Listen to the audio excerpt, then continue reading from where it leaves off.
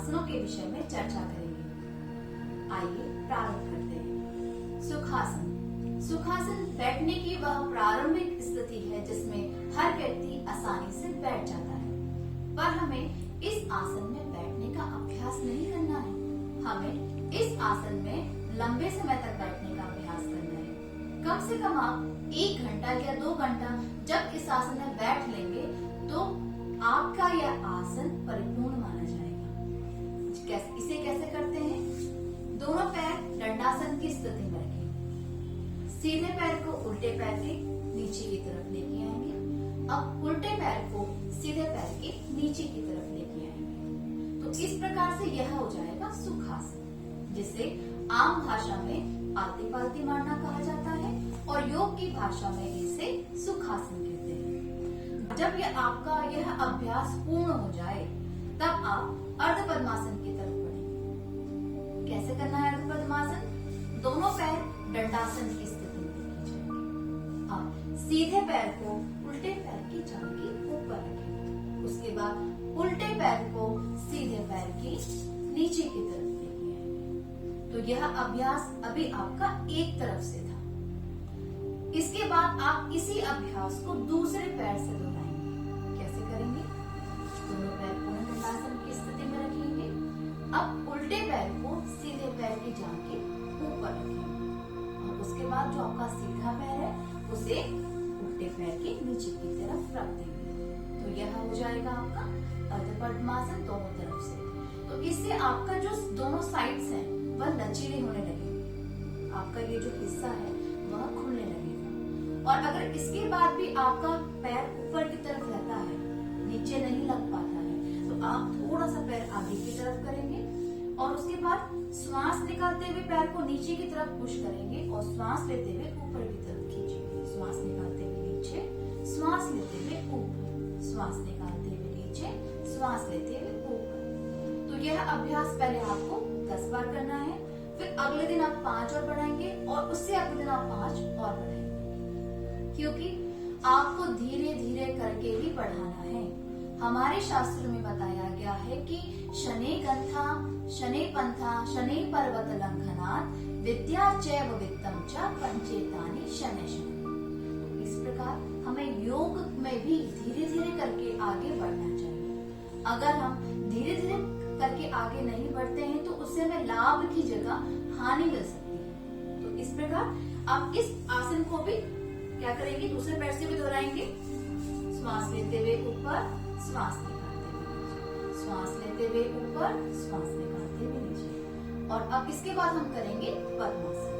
जो तीसरा आसन है वह है पद्मासन। दोनों पैर दंडासन की स्थिति में लेके जाएंगे। अब सीधे पैर को उल्टे पैर की जांघ की ऊपर की तरफ कर देंगे। उसके बाद अपने जो आपका उल्टा पैर है उसे सीधे पैर की जांघ के ऊपर की तरफ रख देंगे। तो इस प्रकार से यह हो जाएगा पद्मासन। इसमें आपकी जो कमर है वह स्वतः ही सीधी हो जाएगी। मित्रों, मुझे आप ये बताइए कि इन तीनों आसनों में आपको सामान्य क्या लगा? सामान्य यही लगा होगा कि आप नीचे बैठे थे और आपके पैर फोल्ड थे, बंधे हुए थे। सुखासन में थोड़ा कम थे, अर्ध पद्मासन में थोड़ा ज्यादा थे और पद्मासन में पूर्ण रूप से बंद लग गया। आपके पैर अच्छी तरह से फोल्ड हो। जब आपके कमर के निचले हिस्से में बंध लग जाता है तो उसमें आपकी जो नसें स्वतः ही मुड़ जाती है, फोल्ड हो जाती है और रक्त का दबाव नीचे की तरफ न होकर के ऊपर की तरफ चला जाता है और उससे आपके मस्तिष्क को पूरा रक्त मिलता है। इसे आप ऐसे भी समझ सकते हैं कि अगर आप फर्स्ट फ्लोर पे रहते हैं, ठीक है, और आपको सेकंड फ्लोर पर पानी पहुंचाना है तो आप क्या करेंगे? आप फर्स्ट फ्लोर के सारे नलों को बंद कर देंगे, जिससे कि सेकंड फ्लोर पर पानी बहुत अच्छी तरह से आएगा और फोर्सफुली आएगा। तो वैसे ही अगर हम पैरों के निचले हिस्से को बंद लगा देते हैं, उसमें बंद लगा देते हैं, तो उससे जो रक्त का दबाव है वह ऊपर की तरफ बढ़ता है और रक्त का दबाव जब ऊपर की तरफ बढ़ेगा तो उससे आपके मस्तिष्क को पूरा रक्त मिलेगा। जब आपके मस्तिष्क को पूरा रक्त मिलेगा तो आप वर्तमान में रहेंगे और जब आप वर्तमान में रहेंगे तो आप सुख और शांति के साथ रहेंगे। इसीलिए हमें पद्मासन से, अगर हम पद्मासन को अच्छी तरह से करते हैं, पद्मासन को करते हैं तो उससे हमारा जो हृदय है वह स्ट्रॉन्ग हो जाता है। हम जल्दी घबराते नहीं हैं। हमारा जो हार्ट ब्लॉकेज की प्रॉब्लम होती है वो हमें नहीं होती है। पाचन तंत्र स्ट्रॉन्ग रहता है। हमारे को डकार, पाचन संबंधित जो भी प्रॉब्लम्स होंगी वह नहीं होंगी। श्वसन तंत्र ठीक रहेगा।